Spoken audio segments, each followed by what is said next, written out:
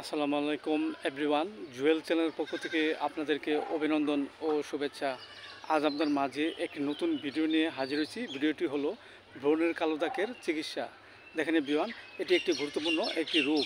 আমাদের মানবদেহে যৌবনকালে আমাদের মুখমণ্ডলে কিছু ক্ষুদ্র ক্ষুদ্র স্ফোটক হয়, একে আমরা ব্রণ বা বায়ুবন বলে থাকি। ইহা থেকে অনেক সময় আমাদের মুখমণ্ডলে কালো কালো দাগ পড়তে পারে।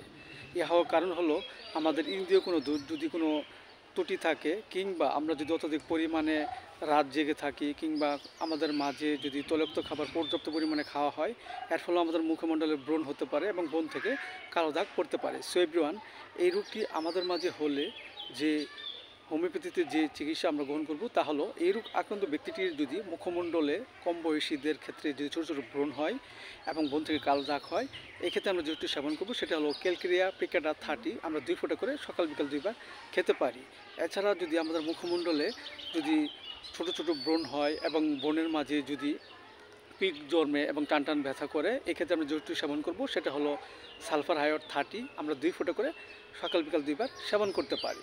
এবং যদি আমাদের মুখমণ্ডলে ছোটো ছোটো ব্রণ হয় এবং ব্রণ থেকে কালো দাগ হয় এবং তা দূর করানোর জন্য আমরা বারবারিস একিউ মাদার আমরা হাফ আউন্স শিশিতে নিয়ে তার সমপরিমাণ অলিভ অয়েল মিশ্রিত করে আমরা মুখমণ্ডলে সকাল বিকাল 2বার লাগাতে পারি। এতে করে আমাদের মুখে যে ব্রণের যে কালো দাগ তা আস্তে আস্তে দূর হয়ে যাবে এবং আমাদের মাঝে সুস্থবোধতা ফিরে আসবে।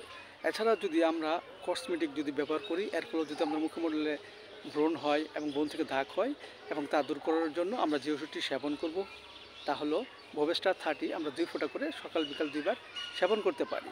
এবং পাশাপাশি আমাদের হোমিওপ্যাথিক যে বায়োকেমিক বড়ি ক্যালিমিওর 6-এর 4টি করে চিবিয়ে আমরা হালকা গরম কুসুম পানি সহ সকাল বিকাল 2বার সেবন করতে পারি।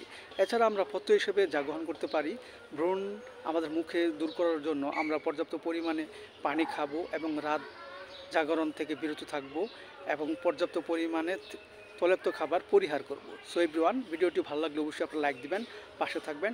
Thank you so much.